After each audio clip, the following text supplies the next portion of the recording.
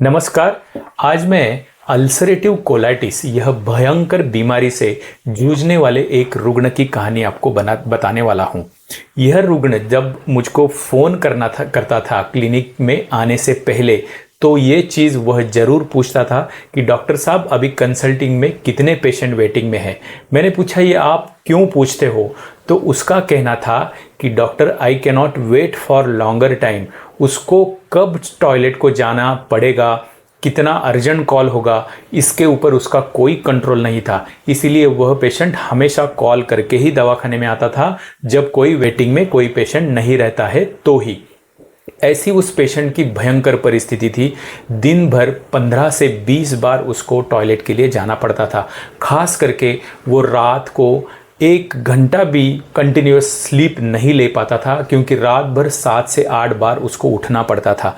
इस बीमारी से सालों से वो पेशेंट परेशान था और ऐसा ही भयंकर पेशेंट हमारे यहाँ दवाखाने में उसको बहुत ही अच्छी चिकित्सा दे दी गई है और इस बीमारी से उसने काफ़ी हद तक छुटकारा पा लिया है। तो ऐसे अल्सरेटिव कोलाइटिस की बीमारी में हम आज जानकारी लेने वाले हैं। पार्ट 1 में मैं आपको बताने वाला हूँ कि इसके लक्षण क्या है। तो सबसे इम्पॉर्टेंट है डायरिया।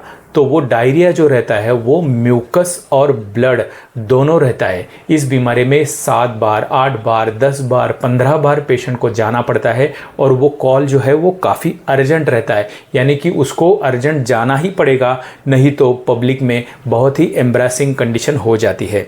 उसके साथ पेन और टिनिस्मस, पेट में मरोड़ होकर टॉयलेट को जाना पड़ता है, ये एक इम्पॉर्टेंट लक्षण होता है। और बार बार सालों से महीनों तक ये बीमारी होने के कारण उसको काफ़ी थकावट होती है, वीकनेस होता है, उसका वज़न, उसका हीमोग्लोबिन कम हो जाता है।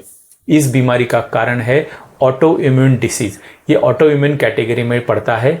हमारी खुद की ही इम्यून सिस्टम जो है वो हमारे आंतों पर, हमारे इंटेस्टाइन का अंदर का जो लेयर रहता है उसके ऊपर वो अटैक करती है, हमारे जो गट बैक्टीरिया है उसके ऊपर अटैक करती है और ये इम्यूनिटी बिगड़ने के कारण आंतों में अल्सर पैदा हो जाते हैं। उन अल्सर में इन्फेक्शन हो जाता है और इसके कारण ब्लड और पस वो भी स्टूल के साथ शरीर से बाहर जाना शुरू हो जाता है।